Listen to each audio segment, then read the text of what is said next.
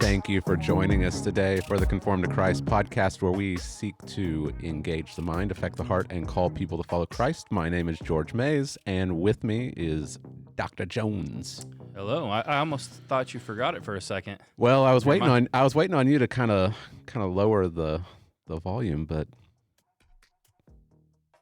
just like that. Well, this is this free for all Friday. Mm. And it is a freezing free-for-all Friday. Yeah. It's a little cold in here. It's a quadruple F. Let's see, how cold is it outside? I don't even know. 20-something. It's not as cold as it's going to get. No, it isn't. It's for around here, it's really cold. Yeah. It's going to be like, when we come to church on Sunday, it's going to be like 3 degrees. You see that? It's going to be fun. Yeah. It's going to be lots of fun. Yeah, it's today's the highest it's going to get. It's going to get up to 35 today. Okay. I was surprised. I was like, "Oh, wow." And then starting Sunday, Probably not sunny though, right? No. What's the wind chill going to be? Cuz I'm sure that's know. going to be an issue. Sunday 11 degrees, and then it's going to get down to -7 that night, and the wind chill that day is going to be like -28. Fun times. Supposed to snow 20 inches on Sunday night, Monday. I'm gonna need to get two space heaters underneath my desk instead of the one that I've got right now. That's going to be a world record for this area. Yeah. I don't know. What do you think, Larry? Larry said yes. Yeah. He's been here forever. Yeah. I've never seen it snow more than 3 inches since. I mean, I've lived here. Yeah. Total probably like 15 years of my life. Mm-hmm. Never seen it snow like more than a couple inches. Yeah. Seen it ice. The ice storms are the big thing here, but the snow. Yep. Yeah. Well, should be fun. Something to look forward to anyway. Gonna be a lot of auto accidents. I can already tell you that. Oh yeah. Did you see the 100 car pile up down in Houston? I think it was in Houston. Really? Yeah. Yeah. It wasn't snowing there. I think it was ice. I think they got some ice in down Houston. There. Mm-hmm. Wow. So. Yeah, it was pretty bad. 100 cars. Yep. Well, what do we got today, George? All right. Well, we've got a lot of stuff. We got a lot of stuff. This is how it happens. Some weeks we're like, nothing really happened this week. Yeah. And then other weeks it's like there are 20 things we need to talk about. Right. I'm looking forward to this one though. Okay. We may have to go a little bit long on this one, Jay.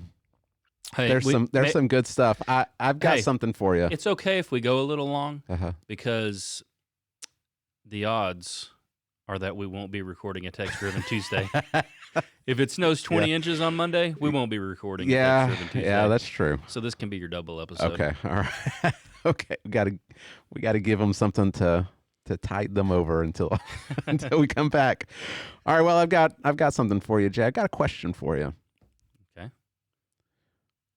Are you a white supremacist? I don't think so. Are you misogynistic? No. Well, you wear a sign of your male superiority every Sunday when you preach. Really? You do.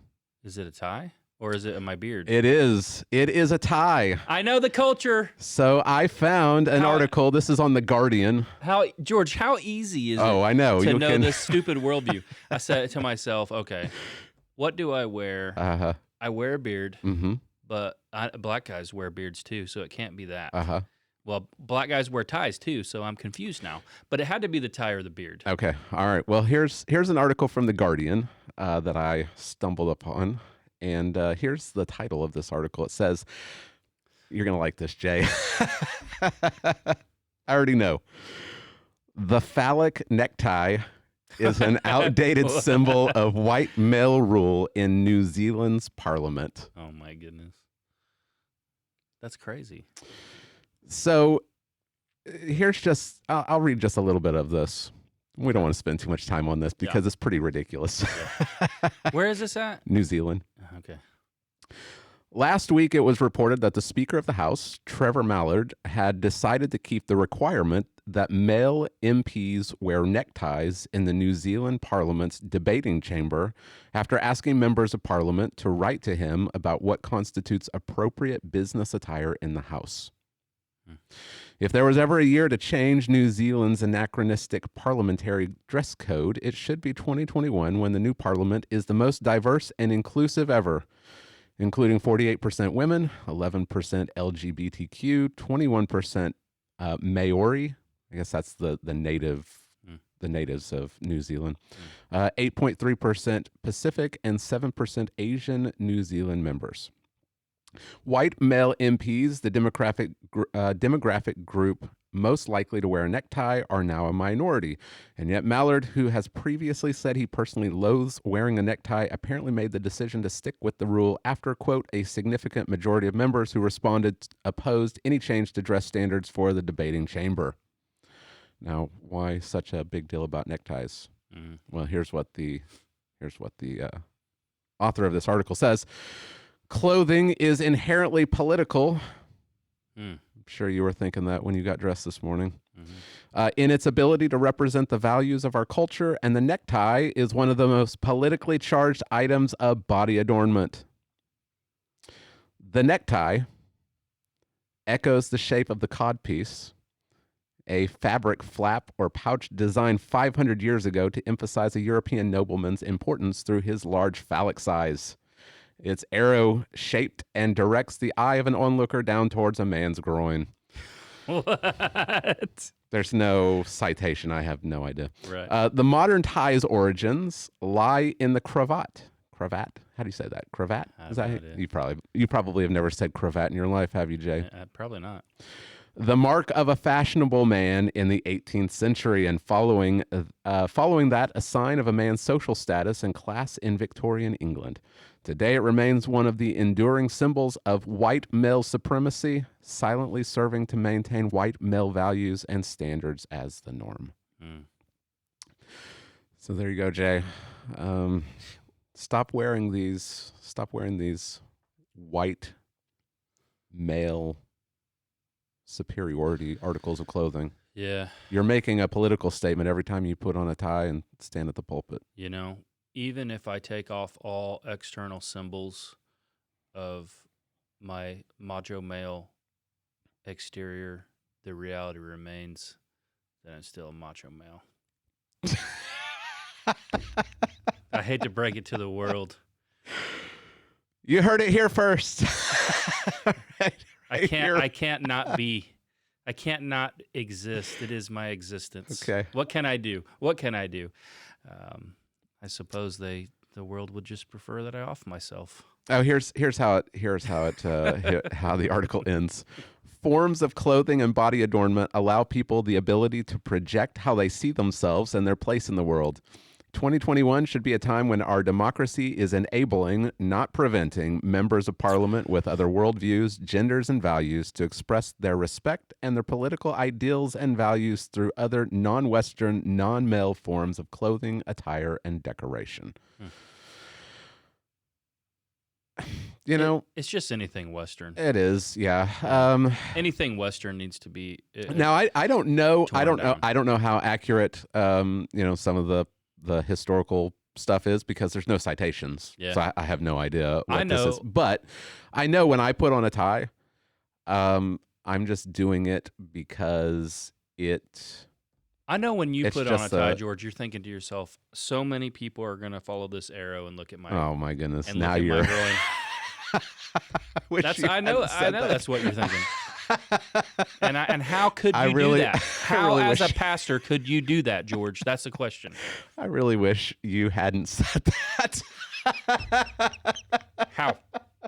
How can you, in good faith and with a clean conscience, come to church, pointing people? I am so sorry, everybody, to observe you. for Jay. You'll be ashamed. Let's move on. In fact, I think tie wearing could be disqualifying from the eldership. I take all the blame because I brought it up. Let's talk about We're all disqualified. Yeah. We need it. We need a new elder board, Uh-huh. Larry. All of us have disqualified ourselves for trying to entice people to look upon us. I just like wearing ties. Do you like wearing ties? Yeah, I do. I like to wear a tie because it gives me something to wipe my mouth with when I'm at dinner. Not your beard. It's like a napkin. You don't use your beard. It's like a portable napkin. Yeah. Let me ask you this. This is, I guess it goes along with it, but what do you think about wearing robes? What do you think about the pastor wearing a robe? I've heard R.C. Sproul talk about it. What do you think about the pastor wearing like the clerical robe? I've heard a Presbyterian brother describe it as a way to hide or anything that could be a distraction. Mm-hmm. So the robe covers up everything, right? Right. There's no you can't look flashy. Uh-huh. There's no distraction like, oh, look at that classic necktie. Right. Even though you may be able to see the top of it. Mm-hmm. And so it's to eliminate, according to this brother, all distractions so that you could just focus on the word. And I kind of like that idea. Yeah. It's not in our Baptist heritage and our Baptist background. We've kind of gotten away from that type of stuff. Yeah, I don't know if Baptists have ever done that. I feel like it was part of their separation from the norm of kind of what they saw as an unnecessary clerical clerical layperson distinction. Okay. I think, you know what I mean? Mm-hmm. Like they say, this person's marked out, and I'd have to do more research on it, but I think that's what it's grounded in. Okay. Priesthood of all believers, that can create maybe an unnecessary view that this person is just a tier above the laity, right? And the Baptists they don't want to do that, so the Baptist pastors have always worn regular clothes. Okay. Some people may find it a shock that regular clothes used to be a suit and tie. Yeah. Well, in the West. Yeah. In the West, which just happens to be where we live. Yeah. Right. We just happen to live in the West. Yeah. I mean, shocker. Yeah. So talking about, pastors, I think we've got a clip of a pastor preaching. You want to go there next? This past week. Do we want to go there? And I think, let's see if I can cue that up for you. This is Max Lucado. Is that how you say his name, or is it? I always say Lucado. Max Lucado. Max Lucado. He writes a lot of books. He does write a lot of books. Like this guy just cranks a lot of books. Out. Yeah. I don't. What's his background? Do you know anything about this guy? He is Church of Christ. Okay.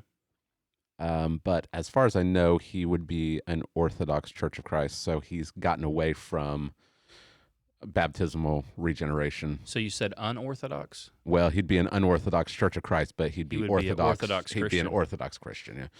Yeah. So in that regard, let's say in that regard, we could say he's not following the one of the central tenets of Church of Christ is that you have to be baptized to be saved. Yeah. So they believe in baptismal regeneration. As far as I know, Lucado does not. Yeah. So he would not follow that. So in that regard, we would say he's Orthodox. But he's been getting a little. He's been inching further and further to the left over the last couple of years. I think we talked about this last year that he was at a rally and he actually, quote unquote, repented of his racism. He didn't. So he lay out any specifics. I don't know about that. He was just jumping in with everything that was going on last year. So he repented of being. He's a white guy, being born white. Yeah, he's a white guy, so he's inherently racist. Right. So he was repenting of that. Of course, you can never fully repent of that. Yeah. Right. According to this idea. But I think he's cozying up a little bit to LGBTQ stuff. Yeah. Not saying that it's something that Christians should practice, but I think he's inching that way. Oh wow, I didn't. I have to. We'll have to follow that. But this clip was interesting to say the least. Yeah. It has to do with the doctrine of. Oh, he was affirming. There's so many. Jen Hatmaker. Okay. When her daughter, her daughter came out as homosexual. Yeah. I think he was like affirming that. Yeah. So he's moving that direction. Who's helped many people make shipwreck of their faith because they follow her. Yeah. They follow her big time. Yeah. So he preached at the Washington Chapel. Is that? I think that's where this clip is from. Really? Let me double check that while you're. It maybe is unnecessary information, George. Save it so you can save it. Okay. All right. But this is about the doctrine of the Holy Spirit, and it's pretty wild. So let's check it out. It was Max's first haircut. Everyone was excited. Everyone, that is, except little Max. His 16 months of life had yet to prepare him for this moment. It did not matter that he got to sit in a miniature fire truck. It did not matter that he was promised a piece of candy. He was undistracted by the cartoons on the television. All he saw was a woman he did not know coming at him with a pair of scissors. Oh, did he begin to cry. His daddy tried to comfort him. His grandma let me ask you a question first, George. Why do you need to look at notes when telling this story? Man, I can't stand this kind of preaching. That really bothers me. Like, can you not? If this is a story of your grandkid, like, do you need to read notes to tell this story? That really just bothers me, man. I don't know why. That's maybe just a pet peeve of mine. Yeah. This style, his style is not. I'm not a fan. Yeah. But anyway, he's telling a story about his grandson getting a haircut. Yeah. It's pretty impersonal, though. I mean, like, just reading your story to us. Mm-hmm. Okay. That's just that little insight into me. Okay. Sorry if you think I'm judgy of preachers, but that's one of my pet peeves. All right, here we go. I leaned over and told him that, hey, Max, someday you may wish that you had hair to cut.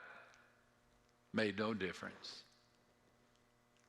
But then came Mama, his mother, my daughter. And she leaned down and whispered in his ear words that the rest of us could not hear. He still was unhappy, but he calmed down enough to complete the event. Such is the role of a mother.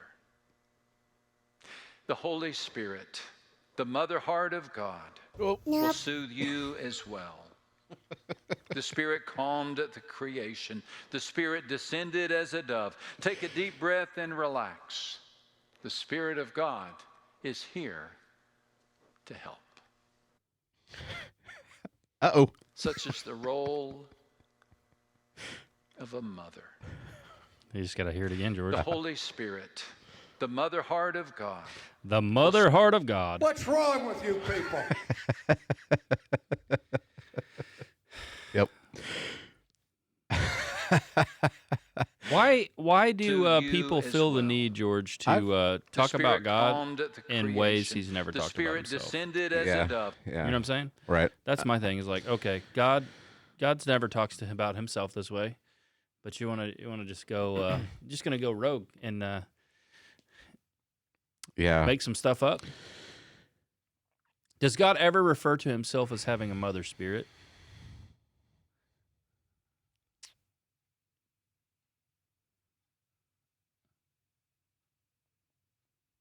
Or a mother, like a mother spirit of God? No, not in that language. Not in that way, right? No.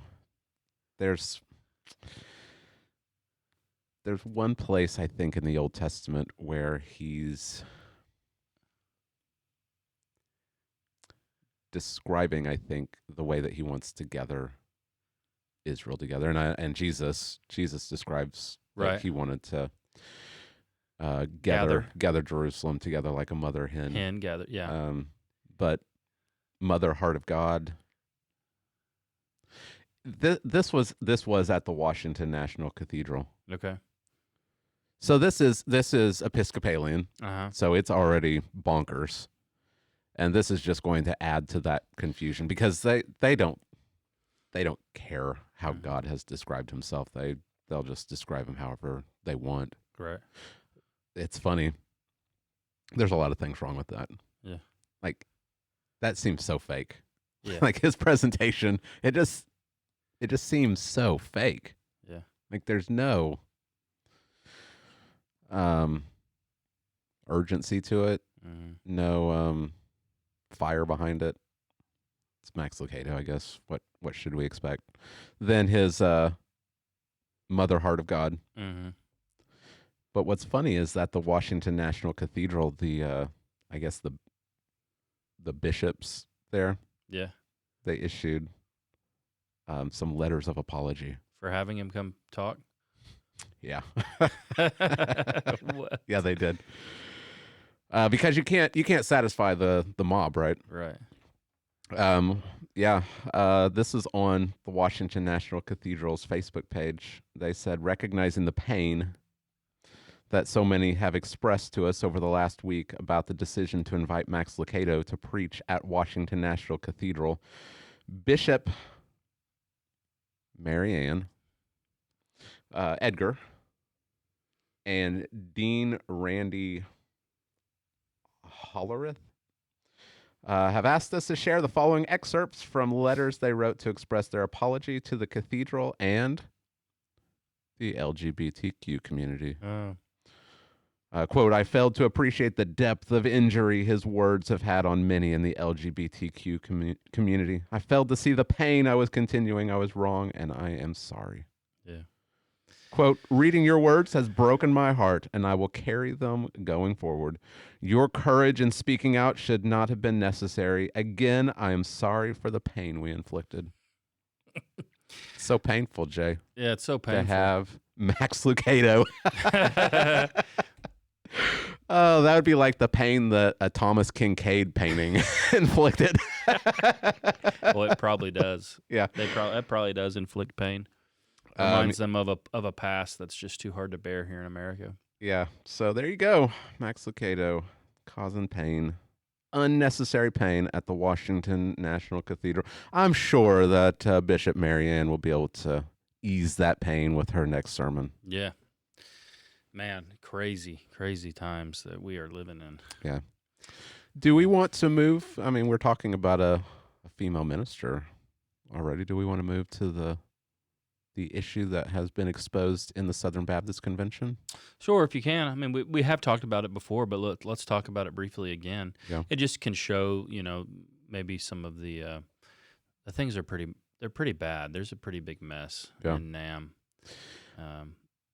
And I think that I will I think I'll link to this article when we post this. So the North American Mission Board is the church planting. I'll just explain this to people that may not understand the way things work in the Southern Baptist world. So when the way things usually work is you give to your local association your tithes and offerings, right? Mm-hmm. The church's tithes and offerings, a portion of that goes there. Okay. They then keep some of that. They're supposed to keep it for local ministry in, like, say, the Lawton, Comanche County area, but that doesn't really happen because they don't do anything. So it just goes to pay the DOM salary, so pretty much so you can fill pulpits. So we don't give any money that way. But a portion of that money would then go to the state. The state would take 52% of it and keep that for themselves. Right.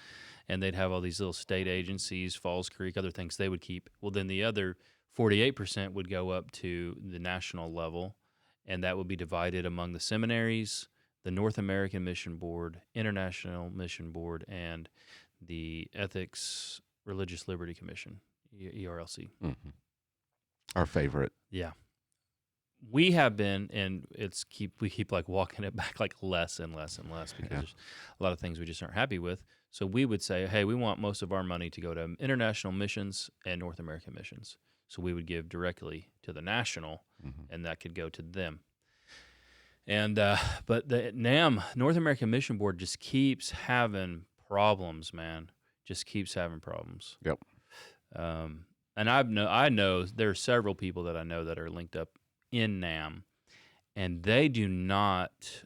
Man, they may think they have a good criteria for finding church planters, but I'll tell you they don't. It's not. I've known several people who have been able to receive funds, and they're pretty sketch, man. Mm-hmm. Like, your theology is weak. You know what I mean? Yeah. Your theology of the church is even weak. Like, I would say they're not even Baptists in their ecclesiology. Well, and yet they're able to get funds from NAM. Well, what's driving this is numbers. Yeah. Because they've set these goals and they're trying to reach these goals, and so they'll do whatever it takes to plant as many churches as possible. Yeah. Isn't that what Paul was doing? That's right. In Acts, he was just planting as many as he could, just with whoever. Yeah. Isn't that what we see? Yeah. I don't want. This is kind of a funny story, but I'll not use any names. Okay. Those who are part of it will know. But I've got a friend, right? Mm-hmm. He's a pastor. He's got a guy comes to his church, and he says, "I'm pastor whoever." Uh-huh. And he's like, "Oh yeah, where you pastor at?" Well, I don't have a church. I've just made it through, like, the NAM selection process, and Right. so I'm gonna plant a church. And he's like, "So you're not a pastor?" Yeah. And the guy's super offended. Uh-huh. He's like, "You're not a pastor. You have no congregation." Yeah. And of course, the guy was an absolute train wreck Mm-hmm. in his theology. Like, he could never make it through our elder screening to be an elder at our church. Right. And yet NAM is just like, "Oh yeah, you want to plant a church? Yeah, here's some money. We'll count your church as toward our church plant numbers, because they've got to plant so many a year." And it's just a mess. Yeah. So this article came out this week, and the author has documented and observed that there are at least 4 current NAM church plants that have women pastors on staff. And so he just walks through it. We'll have to link this. Link it, yeah. Link it in so, the so that so people can look at this themselves. There's a church in California that has become associated with NAM for their church planting efforts. They're listed on NAM's website. The lead pastor and executive pastor are both men, but they have 5 women who are listed as pastors. right. They've got a teaching pastor, Jay. Yeah. Stacy Wood. She is labeled as a teaching pastor. There's groups pastor, associate campus pastor, administrative pastor, associate campus pastor. Mm-hmm. And he just walks through and shows that there are churches that are listed on NAM that have women as pastors. And this one right here actually has the woman bringing the message. Yeah. Like, she's actually going to bring the message to the church. Now, the problem with this is twofold. The first is we look at the scriptures and we go to 1 Timothy chapter 2, Mm-hmm. where the Apostle Paul says that I don't permit a woman to teach or have authority over a man. We've got a woman here who is described as the teaching pastor. And we've got a woman here who is actually preaching to the church. Right. Yeah. So that's one problem. The second problem is the Baptist faith and message itself says that the role of pastor is exclusively for a man. Yeah. And so the office. The Mhm. office is a teaching office. Right. And it is for a man. Yeah. It's not for senior pastor or whatever nonsense people come up with, right? There's not some senior pastor, and that's what the BFM and Paul are talking about. Right. And so we can. That's what they try to do, right? So if you're listening, you're like, I think that a woman can be a pastor and can teach men and preach.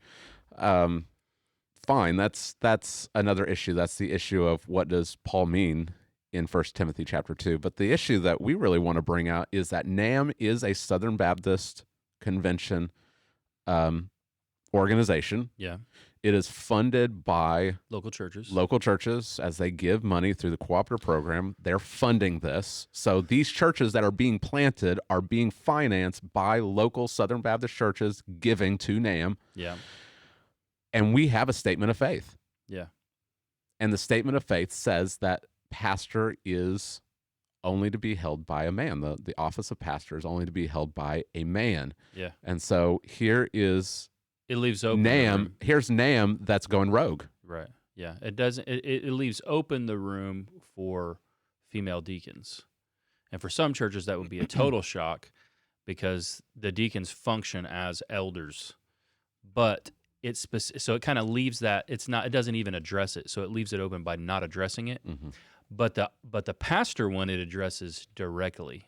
Yeah. Right. It specifically says that. Now the issue that is being brought up is people are saying this only refers to the lead pastor. Yeah. Now we got a problem with that, right? Well, there are two problems. Number one, the BFM 2000 makes no reference to a lead pastor, the office of pastor. Right. Secondly, the Bible it knows no distinction between any type of pastors. Yeah. So listen to this. So this is just from one church: lead pastor, executive pastor, teaching pastor, groups pastor, associate campus pastor, administrative pastor, another associate campus pastor. We have kind of opened the door for this kind of confusion by having all of these different kinds of pastors. You got the youth pastor, you got the children's pastor, and so we've left it.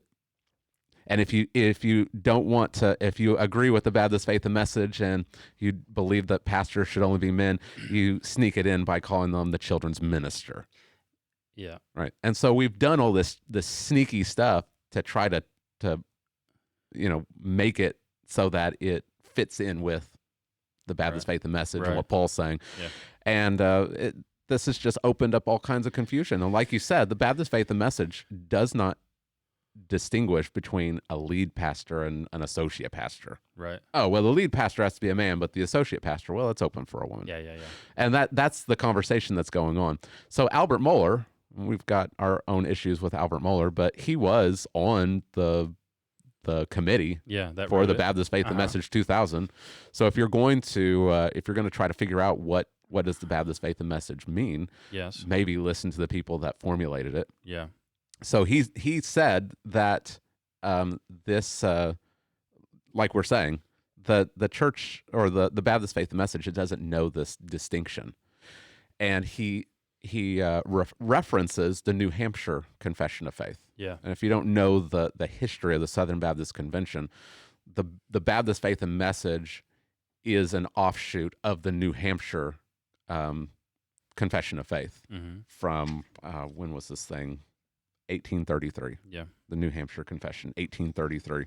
So if you look at the New Hampshire Confession, you'll see a lot of similarities between the Baptist Faith and Message. New Hampshire's a little bit beefier. Yeah. But the problem with both of these probably is because they're written by guys that wore neckties, and they're clearly bigots. They're clearly bigots. That's exactly right. And they just could not see the progression of how the world would need to have women pastors. Right. So yeah, that's probably what's gone on. We've moved on. We've advanced in society. We know. So this is what the New Hampshire Confession says.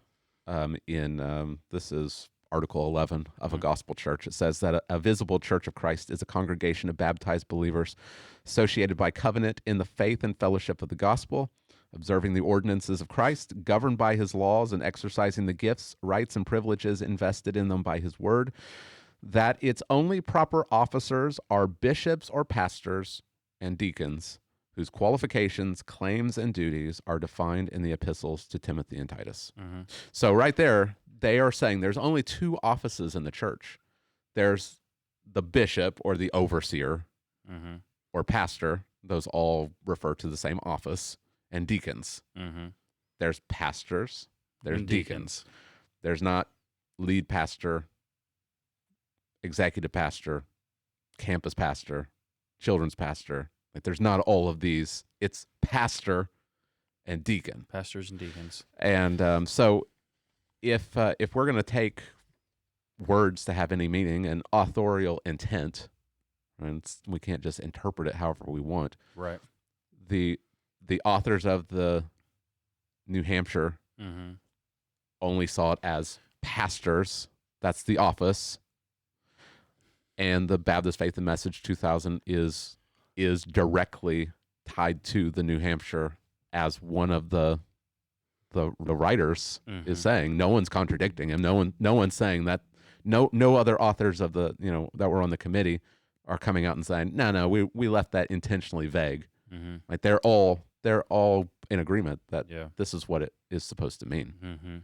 And so for a Southern Baptist funded organization to just go rogue and do whatever they want is a big issue. Yeah, and that's a big problem. Yeah, it is. It is a big problem. And so it needs to be addressed. It's being addressed online. I hope it will be addressed at the convention this summer, because that's a big deal.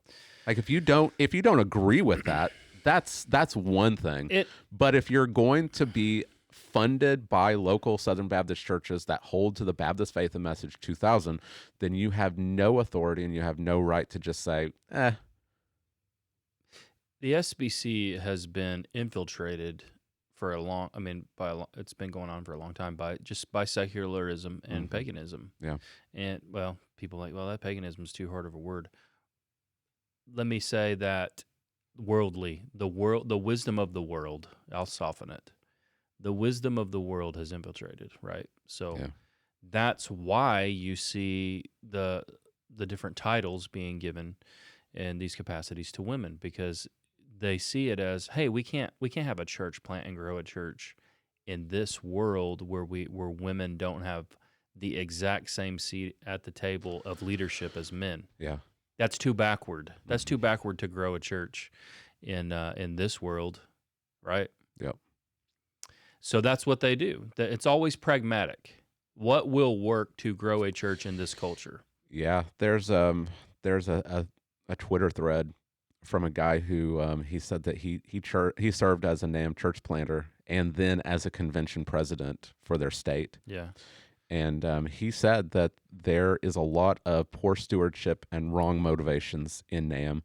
That there's, like we said, there's quotas that they have to meet, and the state guys, if they don't meet them, they'll lose their funding, and so they're motivated to send whoever they can. Yeah. Because they have to meet those quotas so that they can get their money, right? That's right. He said, I can tell you that filled out planter surveys for guys in the pipeline would go unread. Like these people that are actually applying, they're not even reading their stuff. That's no good. That's no good. They're not vetting these people. And this has this is going to raise just so many problems. Like you said, there's going to be people that they're not even Baptist. Right. Like, what are we doing? Yeah. Well, the current president right now, he doesn't even have a Baptist ecclesiology. Yeah. J.D. Greer's church, he doesn't have a Baptist ecclesiology. It's just totally accepted. Not only that, Ronnie Floyd, who is the what's his title? He's really the main guy. He's the main guy, yeah. The most important guy. He's the executive director. Yeah. I think that's he what didn't have a Baptist ecclesiology. That's what. So for a long time, are you saying that doing fire is, hose baptism is not? Are you saying that's not Baptist ecclesiology? Yeah. Well, not only that, having multiple campuses to which you oversee, right? Like a lord. Yeah. They don't choose their pastors, right? It's not congregational. It's not congregational. Some campus pastor gets sent out to you. Yeah. You don't get to your congregation has nothing to do with how the funds are spent at that congregation. Yeah. You're not a Baptist church, so they should remove the B out of the SBC. Yeah. Because they gave it up we gave it up a long time ago. I'll leave the name of this like you did. I'll leave the name of this empty. But there is a mega church in Oklahoma that is pastored by a church planting or church growth guru. And they essentially take over other churches to expand their church name. And they were told the one from Tulsa. Well, come on, Jay. Now you're starting to. Why do we ever? Why would we ever? Now you're starting to get a little more specific. Yeah. Yes, it is a church in Tulsa, and he goes into churches and he tells them, if you come alongside with us, you have no say. Yeah. I'm sending you a guy. Mahia, what's this guy's name? Alex Hamaya. Yeah, Hamaya. It's Alex Hamaya. All right, I was trying to Yeah. I was trying to be a little nicer than you, Jay. Whatever. But hey, yes, Alex Hamaya at it's called the Church at, and it's Church at wherever they are, right? Around town. Yeah, they'll go in and they'll say, "I'm sending you a guy," yeah, and they don't have a say in that. That's not Baptist. Yeah. That's not Baptist. There is a term for it. What is the term I'm thinking of? It slipped in my mind. It's just right there. It's Episcopalian, is what it is. It's Episcopal. It's Episcopal. Yeah. Who else is Episcopal, George? Come on now. The Roman Catholic Church. Yeah. They function that way. Mm-hmm. So they're not Baptists. So stop calling yourself that. Yeah, it's not Baptist ecclesiology. Just be honest. Just be honest. Just say we are the Episcopal. Yeah, it does. Church at Battle Creek. You can call yourself Baptist, and you can be a part of the Southern Baptist Convention, but if you're not following actual Baptist doctrines, then you're not a Baptist. You're not one. You're not a Baptist. Yeah, that's right. And there's more to being Baptist than just baptizing. Yes. Believers. Right. Yeah, there is. Definitely. The SC, the Southern Convention. That's what I'm going to call it from now on. It's the SC, because when those in the highest levels of leadership are no longer functionally Baptist, we got to knock out the B and we go with the SC. Yeah. The SC, soon to be dropped because they're ashamed of that too. So it's just fixing to be the C. Yeah.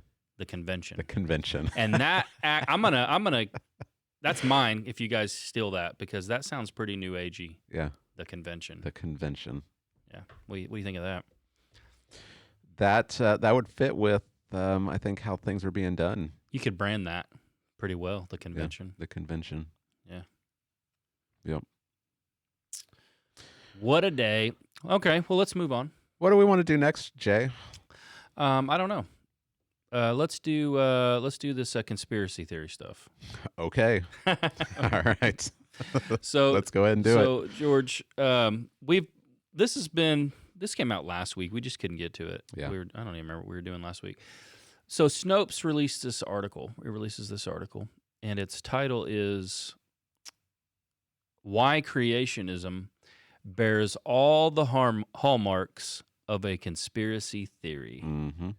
Now, before we jump into this, where do you think this is going, and why do you think this is written at this time? Well, there's a lot of conspiracy theories that have been thrown out there. Mm-hmm. I mean, the big one is QAnon, right? Yeah. All the conspiracy theories. There are still people that think that the election is going to be overturned, Jay. There are still people today that still think, just wait. The information is going to be, it's going to come out. Biden is going to be shown to be a fraud, and Trump is going to be reinstalled as president of the United States. There are still people that believe that. There are a lot of conspiracy theories that have been thrown out there. And they're linking the conspiracy theories like to the Capitol, and then so what they then try to do is they then try to capitalize. You like that? On no, I didn't. They try to use that everything that happened in the Capitol by somehow connecting you to the thought process of what happened there. Yeah. So what they're doing is, hey, let's link all of Christianity, historical Orthodox Christianity. Let's link them in a conspiratorial mind to these political conspiracy theorists. So there's so that we could defame all of them. Right. So there's the political conspiracy theories that a lot of Christians did buy into. But then there's the riot at the Capitol. Mm-hmm. They're tying that into conspiracy theories, and so everybody who was at the Capitol that day was there because they were buying into conspiracy theories. Yeah. Right. And then there's Christians there. And so they're linking Christians to other conspiracies, and goodness, here's one that they can latch onto. Mm-hmm. This was actually written by a guy at the University of Glasgow in Scotland. Snopes picked up on it, which is funny to me. Yeah. The fact They're checkers. supposed to be fact checkers. In the U.S. today, up to 40% of adults agree with the young Earth creationist claim that all humans are descended from Adam and Eve within the past 10,000 years. Mm. And you want to know what's funny before we even jump into that? yeah, Mitochondrial DNA proves that we all come from a common ancestor that's younger than 10,000 years old. Mm. The shock. I know. Right? Are you buying into conspiracy theories? That's just secular genetics. Yeah. Sorry to ruin your. Well, I don't want to get into it, but it's kind of a conspiracy. Okay. We're going to switch this up on them. Yeah. Okay. So let's look at this. Let's look at this article. Yeah. So we don't have to spend all of our time on the article. They pretty much what he's doing is he's saying, if you're a creationist, you're a science denier. Right. And the reason you're a science denier is because you have a mind that's been framed by a conspiratorial way of thinking. Mm-hmm. So the questions that we're going to have to ask ourselves is, what is a conspiratorial way of thinking? And they list them out. Yeah. But listen to this. I really like this part of the article. Before you say this, Okay. I got to read this part of the article. All right. So he's tying young Earth creationism to conspiracy theory because it meets all the criteria that you're going to talk about of a conspiracy theory. Mm-hmm. And he says that that these young Earth creationists, they think that there's this elite group that's trying to control things. Uh-huh. And I like what he says. This so-called elite supposedly conspires to monopolize academic employment and research grants. Its alleged objective is to deny divine authority, and the ultimate beneficiary and prime mover is Satan. Did you see Ben Stein's movie? I did. It's called No Intelligence Allowed. Uh-huh. And he actually documents how people who do not go along with the predominant view of way of thinking in academia get removed. Ben Stein. I don't think Ben Stein is a Christian. No, he's wrong? Jewish. Yeah, He's a practicing Orthodox. Jewish. Yeah, I don't even know if he's a young Earth creationist. I would doubt that he is. he holds to intelligent design. Yeah, because he's a practicing Jew. Mm-hmm. He holds to intelligent design. I don't know what his view on young or old would be, but there's a group that's trying to monopolize academic employment and research grants. Its objective is to deny divine authority. Yeah, and the prime mover is Satan. Yeah. If that's conspiracy theory, then sign me up. Yeah. All right. So what are the signs? What are the characteristics of a conspiracy theory? Okay. Now, according to this article. Yeah. So, you have to click on some other articles that he wrote. So I'll do that. I'll go to, it's called the Conspiracy Theory Handbook, and it's written by Peter Lewandowski. Is that how you say his name? Stephen Lewandowski and John Cook. Okay. So this handbook, let's see here. Can you switch over, Larry, to my screen? Before we jump in here, let's just look at the broad overview, okay, of the way he says conventional thinking, and then pretty much what he calls conspiratorial thinking. That's all of us Christians, morons that we are. So healthy skepticism, that's a component of conventional thinking. Responsive to evidence, strives for coherence, which I've got a big problem with that. And then you come over here, you see on the other side, conspiratorial thinking, overriding suspicion, over-interpreting evidence, and contradictory. All right, so when I look at these two things broadly, what I see is that the atheistic, materialistic worldview falls into conspiratorial thinking. Okay. Perfectly. Yeah. Perfectly, right? Mm-hmm. Because it's totally incoherent, number one. Right. You can't strive for coherence and live in an atheistic, materialistic worldview. It's impossible. Yeah. We'll get into that. Let's go through what I want to do. I think it'd be kind of fun. I want to go through he's got 7 traits of conspiratorial thinking. Okay. Let's hit each of them. Uh-huh. What I want to do is switch it on them. Okay. And say, not so fast. The conspiratorial way of thinking dominates the atheistic mind. So before that, can we just kind of note why they think that young Earth creationism is a conspiracy theory? So not healthy skepticism, but overriding suspicion. Uh-huh. So that would kind of go along with what he's saying here, that we're both young Earth creationists, right? So we'd fall into this camp. So we believe that there is this, there's an attempt to monopolize academic, education. There is this intention to undermine divine authority. Satan's behind it, right? So that's overriding suspicion of the academic world, right? What was the next one? So there's overriding suspicion. Over-interpreting evidence. Okay. And contradictory. Okay. Overriding suspicion, they're trying to say it's different than healthy skepticism. Overriding suspicion would be that suspicion dominates everything. Okay. So no matter what facts are presented before you, you'll never believe them, right? Which we'll get into that. Right. Over-interpreting evidence means, well, you're not interpreting things correctly. And contradictory. Well, so we would see signs of, so they just uncovered a dinosaur like a couple of months ago that was it had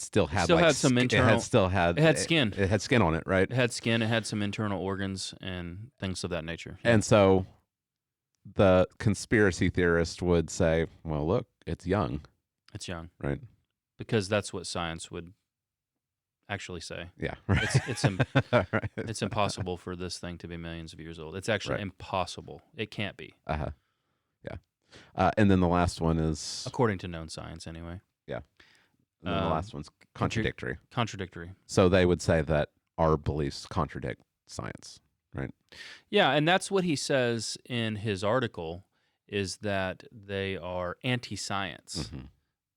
Well, I mean, think of some of the best scientists that have ever lived, and you'll find that surprise. They were all Christians. Yeah. We didn't get to where we are today because scientists were all atheists. Yeah. We got to where we are today because science was dominated by Christian minds. And there's no contradiction. Yeah, I mean, the Christians, they believed in uniformity, right? They believe that when the sun goes down, it will come back up. We know that there's going to be oxygen. We know how things are going to function because God is a God of order, and He's actually created this world to function in a certain way. And so you actually can do science because you don't think that at some point in the future, random time and chance is going to throw everything off again. Yeah, you have. I mean, in their worldview, you have no reason to believe that the future will be like the past. Right. But they can't help but live this way. So the first one is contradictory. If you see that, it reminded me of. There's so many things we could talk about here, but R.C. Sproul was talking to a skeptic, George, and so the guy's talking to him, and he's just sitting there eating. And so this scientist, and these are brilliant. R.C. Sproul, he only rolls with the most brilliant. You know how he goes. I can't remember the guy's name. And the guy's like, "Pass me the salt." And he just looks at him and keeps eating. And he's like, "Could you please pass the salt?" And he's just eating. And the guy's like, "Hey, what's the deal?" And he's like, "Oh, you mean you think that when your mouth makes noises and they exit your mouth and they enter my ear, they're going to mean something?" He's like, "You're a slave to my worldview, and you just don't even admit it. But in your worldview of time and chance, you have no reasonable reason to believe that anything you say by the time it hits my ear will mean actually what you meant it to mean." Right. So he's got all kinds of these little practical things. But let's look at the first trait. We'll go through the 7. The first trait of conspiratorial thinking is contradictory. Okay. Okay, you can switch back. You see that? Contradictory. That means that you simultaneously believe things that are mutually contradictory. They both cannot be true. Mm-hmm. So in the Christian thinking or in the atheist thinking, let's just talk about origins for a second. Which worldview, the atheist worldview or the Christian worldview, is contradictory at the very foundation, the very, very, very beginning? Okay. Yeah. Which one do you think is? Well, I would have to say that the one that believes that there was nothing and then all of a sudden there was something would be contradictory. Mm-hmm. I mean, that violates the very basic laws of logic, the law of non-contradiction. Mm-hmm. You can't have nothing and something at the same time in the same way. Mm-hmm. So if there ever was a time when there was absolutely nothing, then that's how it will always be. Yeah, and it violates cause and effect. Mm-hmm. Everything that is a cause Right. has an effect. Or so you look at the universe, right? The universe exists, therefore the universe has a cause. It began to exist, therefore if it began to exist, it has a cause. Of course, you get back to kind of what we were talking about last week in Sunday school. The child will say, "Well, who created God?" Which is what scientists do because they think they're being cool, Right. and they think it's a gotcha thing. Well, who created God? And you're like, you don't understand what we mean by God if you can say that. Yeah. Because what the Christian means by God is the greatest being in existence, right? He exists. Yeah. He is existence. Apart from him, there is no existence. So he exists outside of space and time. As we know space and time, he exists outside of that, self-sufficient in himself. There's a little mental exercise. What is it? Who created it? It's pretty old. It's the greatest conceivable being. It was probably Aquinas. I don't know if it is. Or maybe Anselm. I think it's Anselm. Okay. But still, even philosophers try to get out of it, and you can't get out of it, right? Because if you think of a being, you could say, well, God would exist in some universe if we believe in, people are like, oh, there's multiverse theories. Mm-hmm. Well, God would exist in one of those. Well, a God, if he's God, would exist in all of those. Right. And therefore God exists. Yeah. He's the greatest conceivable being. But we don't rely on just human thinking for these things. The Bible tells us. And so what we see in nature, the Bible is consistent with. The universe began to exist. The universe has a cause. That cause is himself timeless and immaterial. He exists outside of space and time. The atheist has no reason for the universe to exist. It's magic. Right. Poof, it's just magic. It violates all the laws of non-contradiction. It violates their own laws of science. Mm. Like you said, just inertia. Something doesn't just start moving unless it's acted upon. Mm-hmm. Where did the Big Bang even come from? You can't just have all this motion without there being some kind of mover. Yeah. So they'll today the popular thing is multiverse theory because they want to escape the Big Bang, even though that's what most scientists still believe. There's got to be multiverse theory. There's infinite expansion and contraction. So the universe imploded upon itself and then it re-exploded into the Big Bang. So it's this endless cycle of the universe rebirthing itself. Yeah. And so all you do is kick the can down the road further, and so you end up with nonsense statements like Stephen Hawking. Yeah. Given the laws of right. the laws of physics, the universe can and must create itself from nothing. Yeah. And John Lennox, as we said before, he just said what that proves is that really smart people can say really stupid things. Yeah. Because nothing creates nothing. Right. And so what is more consistent? What is contradictory? Yeah. The atheistic materialistic worldview is contradictory at its foundation. Mm-hmm. Yeah. Not only that, when it comes to life, right? Biological life. Yeah. The atheistic materialistic worldview has life spontaneously coming from non-life, which is also an impossibility. Right. It's impossible. And yet that's the foundation of everything that they believe about evolution. Yeah. They believe that we evolved over millions, even billions of years of tiny evolutionary steps. Mm-hmm. So you can't go from no eye to an eye. You'd have to have evolutionary progress. Right. But the eye does not function in its parts. It only functions as its whole. Right. So you cannot have millions of little baby steps that form an eye. You have to have the eye, mm-hmm. right? And you go all the way down to, single cell organisms. The cell does not operate in its parts. Right. It only operates in its whole. Like so where is this going to come from? A great example is the flagellar motor that people often use. The flagellar motor, which propels cells, can only exist as a whole. Yeah. Right. You can't evolve to it. It has to come into being entirely. Yeah. And it's called irreducible complexity. Mm-hmm. So irreducible complexity is consistent with the Christian worldview. Right. It contradicts atheism. Yeah. And evolution. Mm-hmm.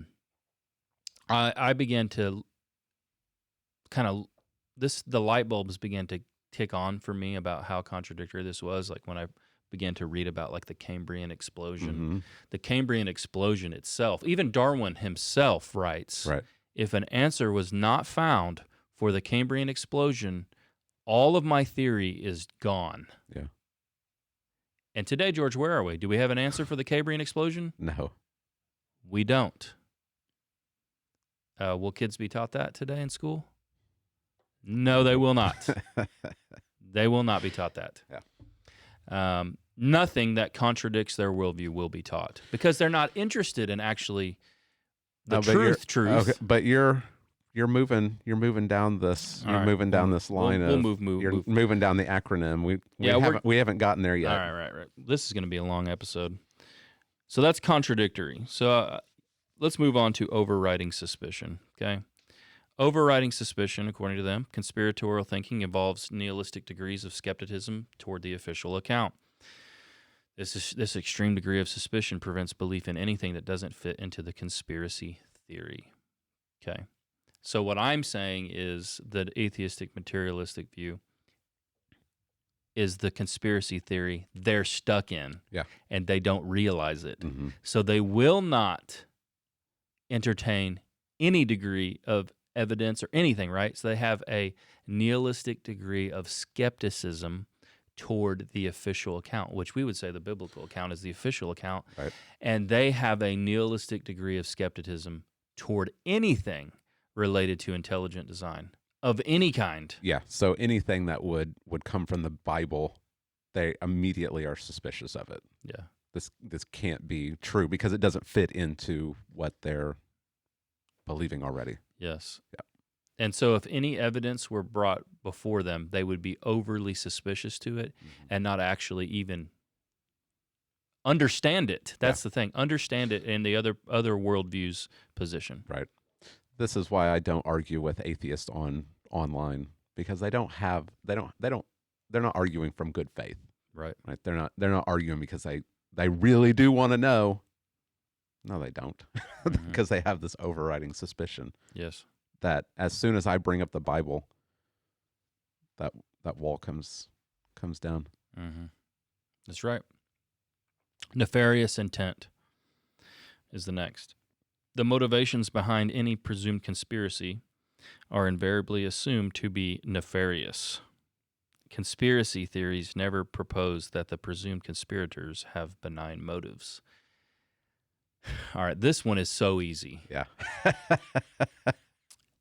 Atheists and materialists only assume the goal of religion is to control and suppress people. Yep. So they always suspect nefarious intent. Yeah. Always.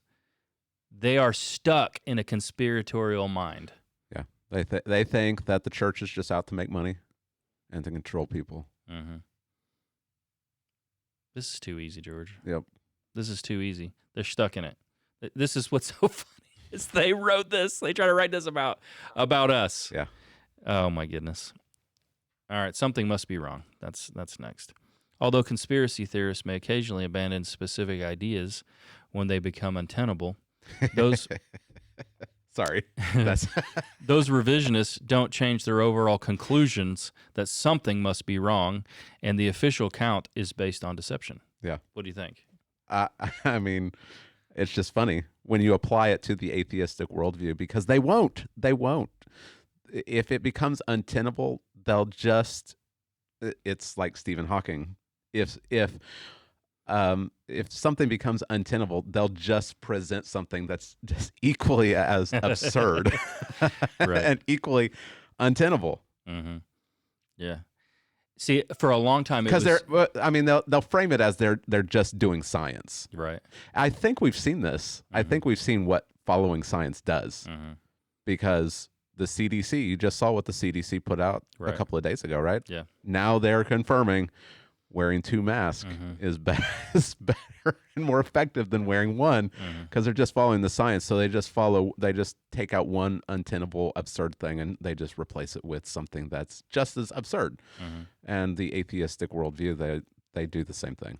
One thing that I thought of on this goes with people who are absolutely climate alarmist and everything is man-made about climate change. Yeah. So they won't actually even investigate the evidence. Like I think it would be worth serious study to study how the sun has affected the earth. Yeah.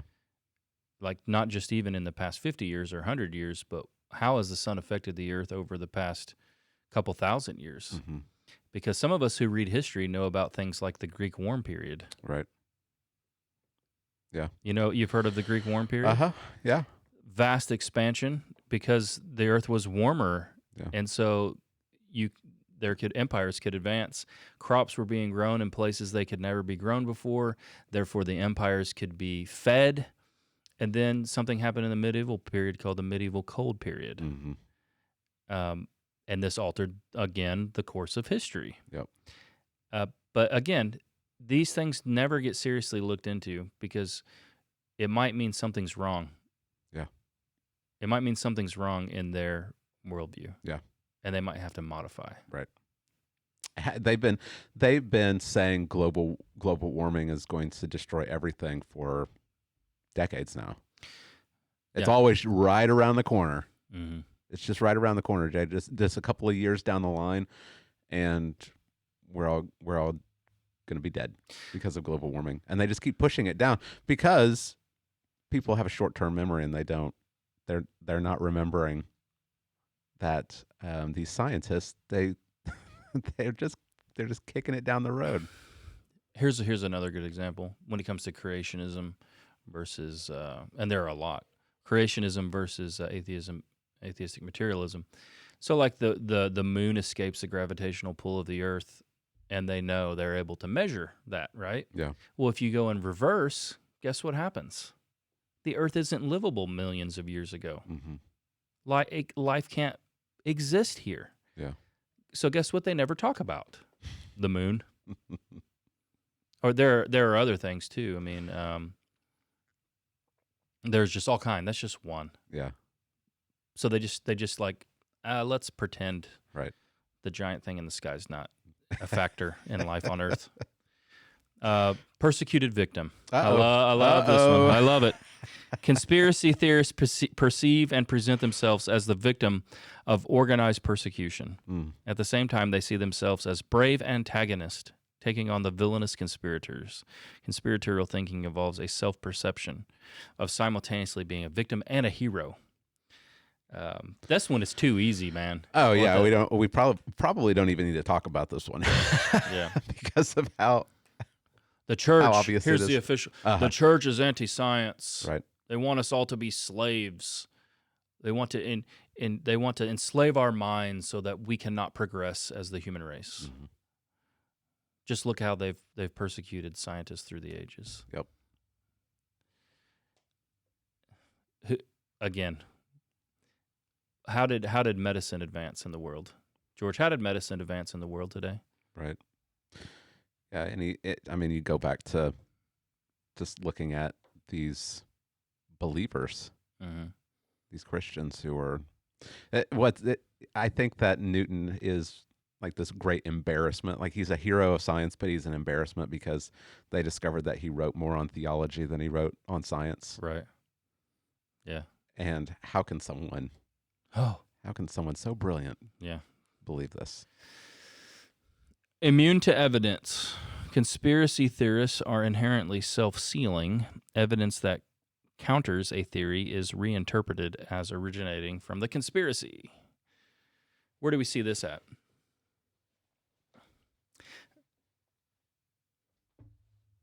Well, I mean, we've already talked about it, right?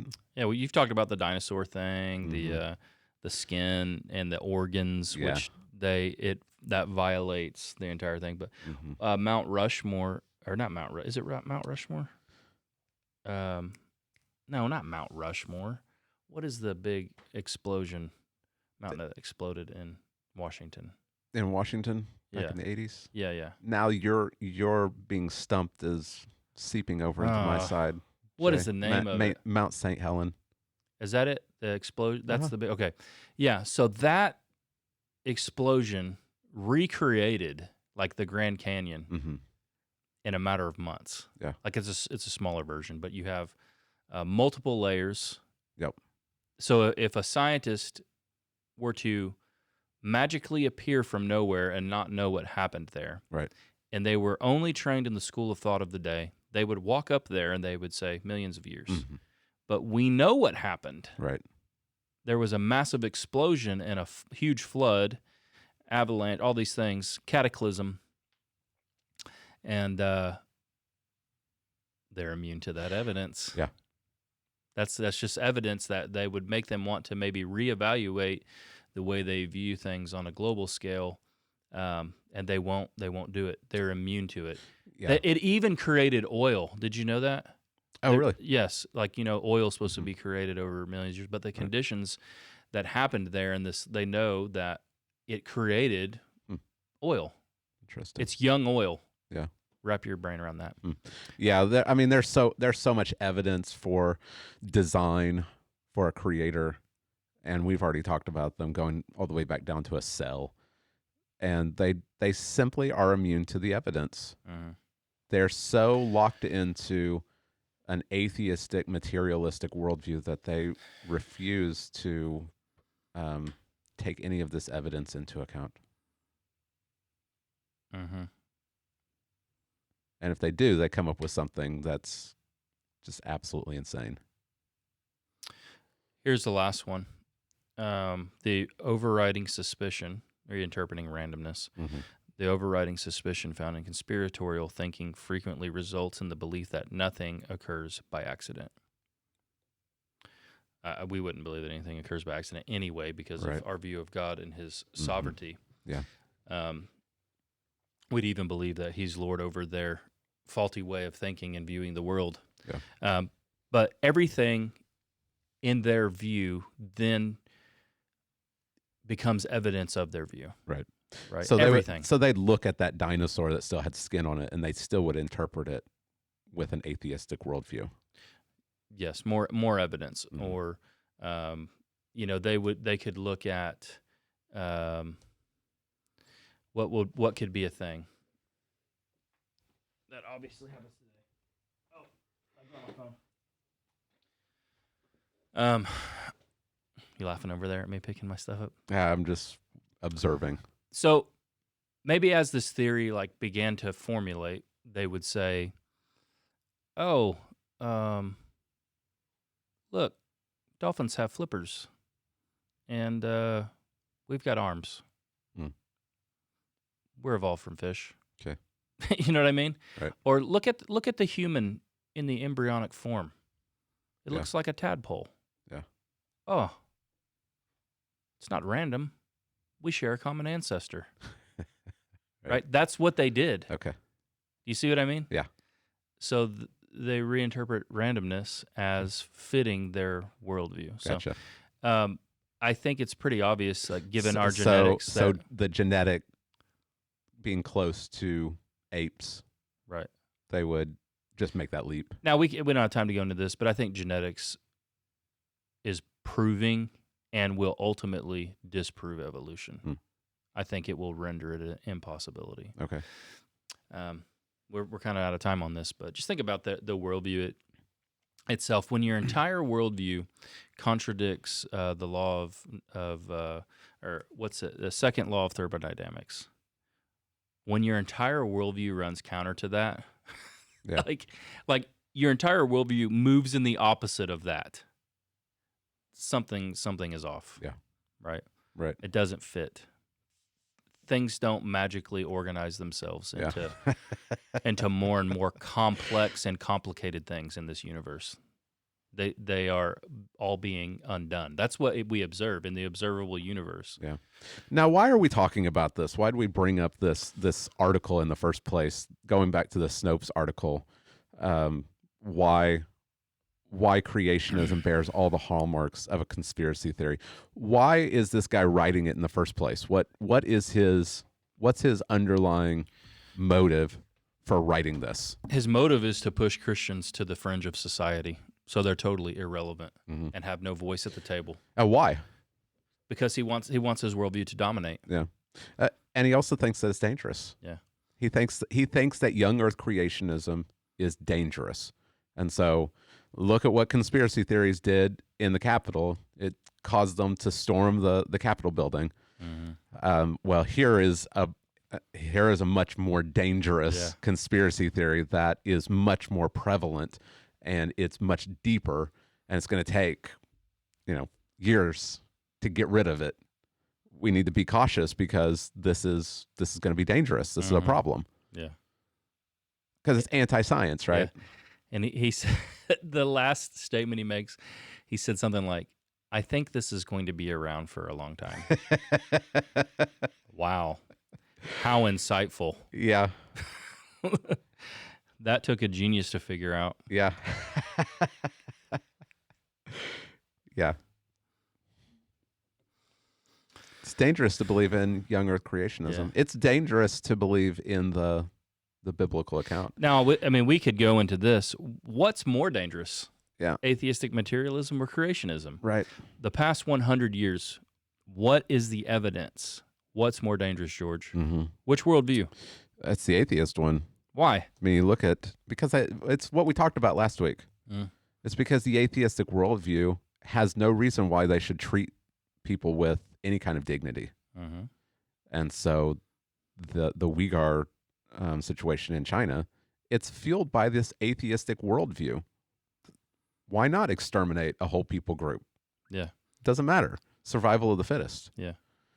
And the incoherency of the atheistic worldview is, like you said, it's contradictory. No one can live this atheistic worldview. They can't be completely consistent, because if you held to it, then what's keeping me from jumping you right now and stealing your wallet? Like, who cares? Yeah. We're just two animals. But it's the Christian worldview that causes us to even be able to have a society. That's the only thing. Yeah, that's right. And so it's, the atheistic worldview is much more dangerous. That's why the Nazis thrived. That's why the communists thrived. It's because of the atheistic worldview. Yeah, I think the past 100 years have shown this is the most dangerous idea in existence. Yeah. Materialistic atheism. Right. The millions that have been killed. Yeah. Because of it. But he should be afraid of young Earth creationism. He should be afraid of the biblical account, because it's the truth, and it has the power to demolish all of his false ideas, and to actually, like Paul writes in Colossians chapter 1, it actually has the power to transfer someone from the kingdom of darkness into the kingdom of God's Son. And so he should be afraid of it. Yeah. He should be afraid of it, because it is the truth. It's reality. So he can hold to an atheistic worldview, but he is fighting against the very reality that God has created, and he should be afraid of it. Very good. All right, well, I guess we'll shut it down. We talked about quite a few things today, and I hope that they've been beneficial for you. I hope that this randomness is being held together by a common thread of just the ridiculousness of the secular worldview, and the value of holding to a Christian worldview, and the power of the gospel, the power of the scripture. And so I hope that this has encouraged you. Go back to the scripture, go back to the book. What does the book say? How does it tell us to live? And of course, it's all rooted in what Jesus has done for us in the gospel. So it is our hope that you are trusting in Christ, that you are living for him. And by God's grace, we are praying that this podcast will help you to become more and more conformed to Christ.